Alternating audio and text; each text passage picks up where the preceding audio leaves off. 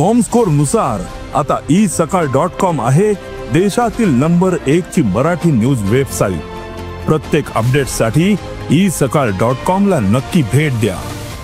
शिवसेना उद्धव बाळासाहेब ठाकरे पक्षाचे नेते आणि माजी मंत्री आदित्य ठाकरे यांच्या अडचणीत वाढ झाली आहे आणि याला कारण ठरलंय ते दिशा सालियन प्रकरण।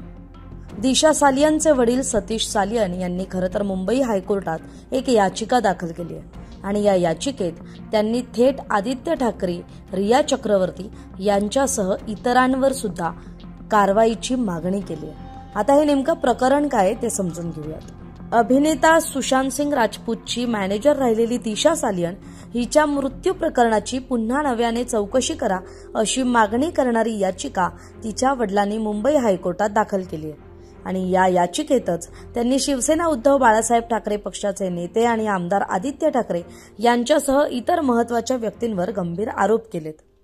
आता दिशा सालियनच्या वडिलांनी नेमकं काय म्हटलंय तेही पाहूयात। तर दिशा सालियन हिच्या वडिलांनी दाखल केलेल्या याचिकेत महाराष्ट्राचे माजी मंत्री आणि शिवसेना उद्धव बाळासाहेब ठाकरे पक्षाचे आमदार आदित्य ठाकरे, मुंबईच्या माजी महापौर किशोरी पेडणेकर आणि इतरांवर गंभीर आरोप करण्यात आले। त्यांनी न्यायालयाकडे थेट मागणी केली की आदित्य ठाकरे आणि इतरांविरुद्ध आयपीसीच्या कलम 376 ड, 302, 201, 218, 409, 166, 107, 109, 120 ब आणि 34 अशा अंतर्गत गुन्हा दाखल करण्यात यावा आणि या प्रकरणाचा तपास सीबीआयकडे सोपवण्यात यावा। दरम्यान सतीश सालियन यांनी मुंबई हायकोर्टात ही याचिका दाखल केल्यानंतर मुंबई पोलिसांनी त्यांच्या घराबाहेर सुरक्षा वाढवली आहे। कोणताही अनुचित प्रकार घडू नये यासाठी विशेष पथकही तैनात करण्यात आलंय। याविषयी भाजप आमदार नितेश राणेंना विचारणा केली असता त्यांनी म्हटलंय, मी सुरुवातीपासून सांगत होतो की ही आत्महत्या नसून हत्या आहे आणि या प्रकरणाची सखोल चौकशी झाली पाहिजे। त्यांच्या या वक्तव्यामुळे प्रकरण अधिक गंभीर वळण घेत आहे। आता ह्या प्रकरणात नेमकं काय घडलं होतं तर 8 जून 2020 ला दिशा सालियन हिने मालाड येथील तिच्या घरातून उडी मारून आत्महत्या केल्याचं सांगण्यात आलं होतं। मात्र तिच्या मृत्यूवेळी ती तिच्या मित्रांसोबत पार्टी करत होती। पार्टी दरम्यान ती कोणत्याही प्रकारच्या तणावात दिसत नव्हती।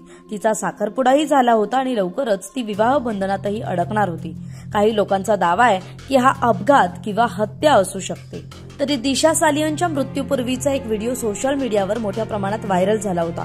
या व्हिडिओत ती तिच्या होणाऱ्या नवऱ्यासह आणि मित्रांसोबत पार्टी करताना दिसत होती। यावेळी ती आनंदी दिसत होती, पार्टीत गाणी गात होती, नाचत होती, कोणत्याही प्रकारच्या तणावाखाली असल्याचं दिसून येत नव्हतं। मात्र काही तासातच जी तिच्या मृत्यूची बातमी आली त्यामुळे या प्रकरणाचं गूढ वाढलंय आणि आता याच प्रकरणात तिच्या वडिलांनी मुंबई हायकोर्टात याचिका दाखल केल्यानं आणि त्यात त्यांनी थेट आदित्य ठाकरेंचं नाव घेतल्यानं या प्रकरणाला आता पुढे काय वळण मिळतंय हे पाहणं सुद्धा महत्त्वाचं असणार आहे। महाराष्ट्रातील सर्व बातम्यांचे विश्वासार्ह व्यासपीठ सकाळच्या सर्व सोशल मीडिया प्लॅटफॉर्मला लाईक, फॉलो आणि सबस्क्राईब करा। तसंच सर्व नोटिफिकेशनसाठी बेल आयकॉन प्रेस करायला विसरू नका।